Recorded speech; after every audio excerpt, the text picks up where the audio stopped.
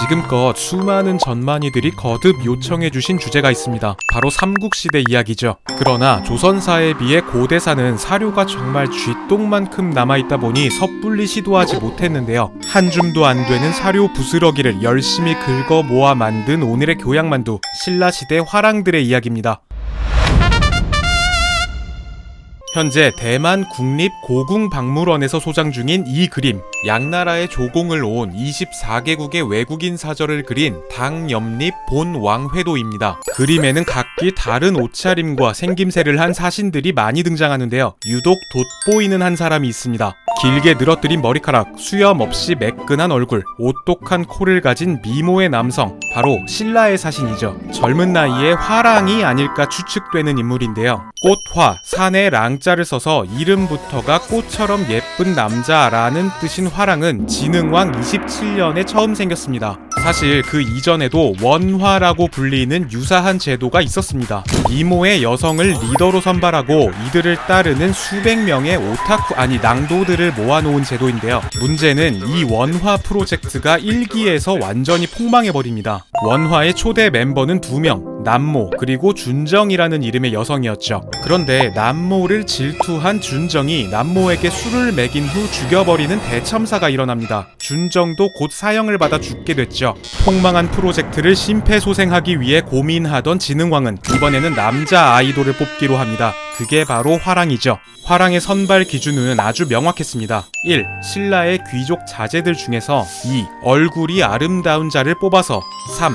분을 바르고 곱게 분장해서 화랑이라 하니 4. 사람들이 그를 받들어 섬겼다. 정말 지독한 얼빠였던 신라놈. 화랑은 대체로 15세부터 18세까지의 청소년이었는데요. 이때 이들의 직급 체계를 살펴보면 우선 최고 우두머리인 국선이 있었습니다. 전국에 딱 한 명이었고요. 그 밑으로 금수저 출신의 화랑이 있습니다. 이 화랑들은 같은 시기에 많으면 고작 7명 정도였던 것으로 추측되죠. 그리고 그 밑으로 일반 백성 출신의 낭도가 있는데요. 화랑 한 명당 수백에서 수천 명의 낭도를 거느렸습니다. 그렇게 국선과 화랑 그리고 낭도들을 합친 이 전체 시스템을 화랑도라고 불렀죠. 다만 이때 국선과 화랑을 동의어로 보는 주장도 있습니다.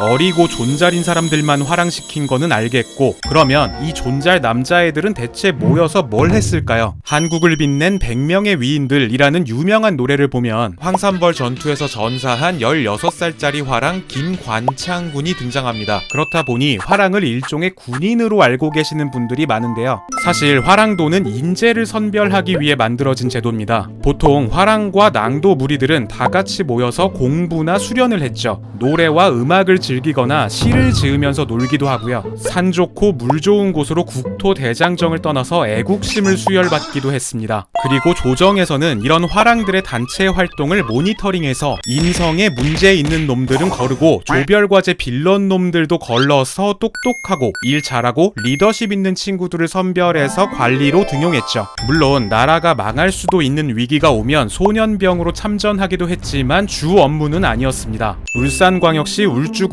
천전리에는 엄청나게 큰 바위가 하나 있는데요. 선사시대부터 신라시대까지 무려 800개의 낙서가 기록된 바위입니다. 나보다 잘 그리는 것 같은. 이 동네에 놀러온 화랑들도 열심히 방명록을 쓰고 갔는데요. 이렇게 자기 이름을 새기는 건 예사였고요. 우리 화랑 무리가 이곳에서 놀다감. 나 드디어 화랑 수련기간 끝났다. 만두 화랑님 사랑합니다. 등등 여러 TMI를 남긴 덕에 그들 생활의 단면을 짐작할 수 있습니다. 하지만 요새는 이런 짓 하다가는 아주 지읒대는.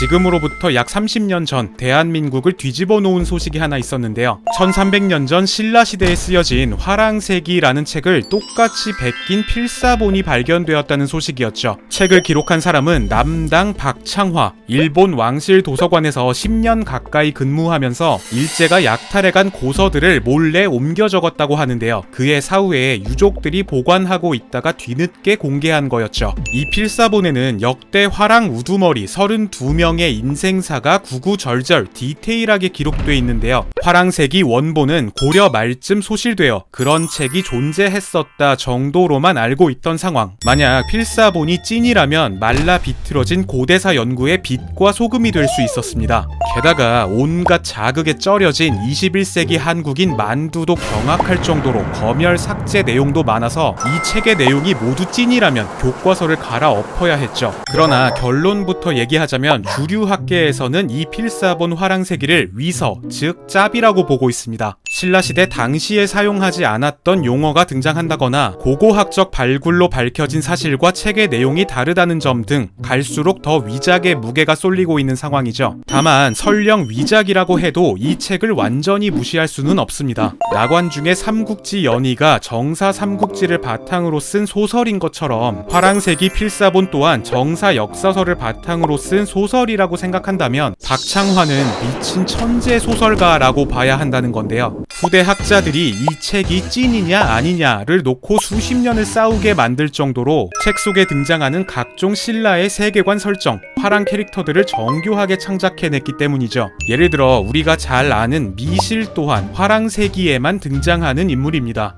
타임워프 하지 않는 이상 진실은 아무도 모르는 거니까요. 일본 왕실 도서관에 화랑새기 원본이 있는지 확인이나 좀 시켜줬으면 좋겠습니다. 감사합니다. 교양만두였습니다.